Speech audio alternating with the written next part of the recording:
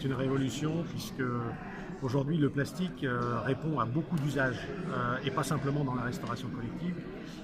C'est un outil qui apporte des facilités de conditionnement, qui participe à la sécurité sanitaire, qui participe également, je dirais, à la lutte contre les TMS, les troubles musculo-squelettiques, et donc aussi au port de charges lourdes pour les agents. Donc le plastique répond d'une manière un peu unique à beaucoup de problématiques. Aujourd'hui, deux difficultés s'opposent à cet usage. C'est d'une part la présence de substances chimiques présentes dans le plastique qui migrent vers l'alimentation, ce qu'on appelle les perturbateurs endocriniens, et donc qui ont un impact direct sur la santé, et notamment des plus fragiles, les enfants et les personnes âgées, mais aussi l'ensemble de la population. D'ailleurs, en dépassant le principe de Paracelse, on connaît tous la dose qui fait le poison, on ne peut plus parler de cette sorte avec les perturbateurs endocriniens. C'est vraiment la fréquence d'exposition et l'exposition permanente qui pose le problème.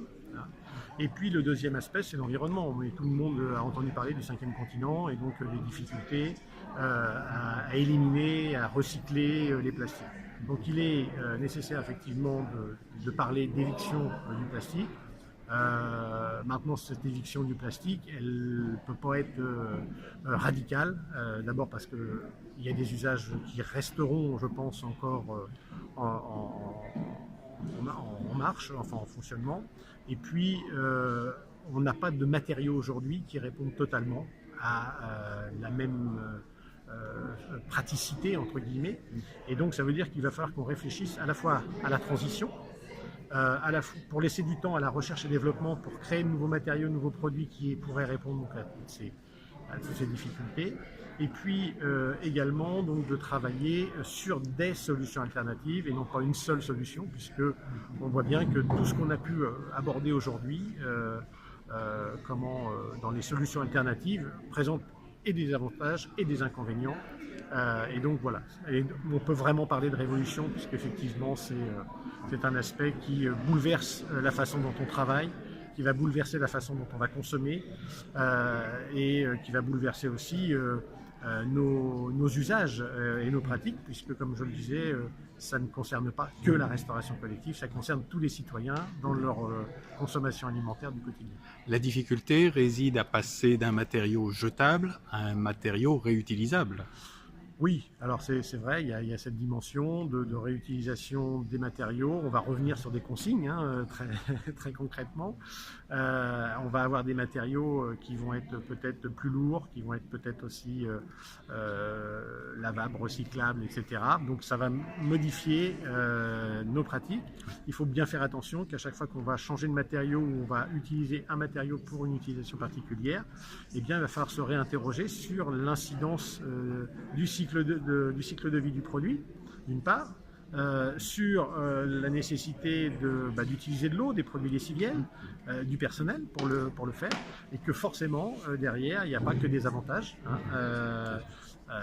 Il faut regarder en fait toute cette chaîne de valeur pour pouvoir sélectionner le meilleur produit ou le meilleur matériau en fonction des besoins que nous avons. La restauration collective publique a un rôle moteur dans cette démarche. Alors, pas simplement un rôle moteur, je dirais aussi un rôle d'exemplarité. Voilà, donc c'est pas simplement le rôle moteur, mais c'est vrai que pour revenir sur ce premier aspect, la restauration publique territoriale n'a pas attendu la sortie de la loi Egalim en octobre 2018, n'a pas attendu les décrets d'application et les ordonnances sur la sortie du plastique pour travailler dessus, puisque dès le mois de février 2018, la restauration collective, et notamment Agores, et surtout Agores, s'est emparée du sujet, a mis en place une trentaine d'auditions, de scientifiques, de fédérations de parents d'élèves, de collectifs de cantines sans plastique, de scientifiques, de médecins. On a interrogé aussi les hauts fonctionnaires des différents ministères, santé, environnement, agriculture, alimentation, économie, pour faire le tour de table de toutes les problématiques que soulevait cette sortie du plastique. Et nous sortons aujourd'hui ce livre blanc. Donc nous sommes très en avance, je dirais, sur cette réflexion. réflexion, puisque notamment la stratégie nationale sur les perturbateurs endocriniens portée par l'État et également par l'Europe va entamer sa deuxième, je dirais, période de 4 ans pour tenter de rédiger des préconisations et forcément derrière des lois pour réduire cet usage.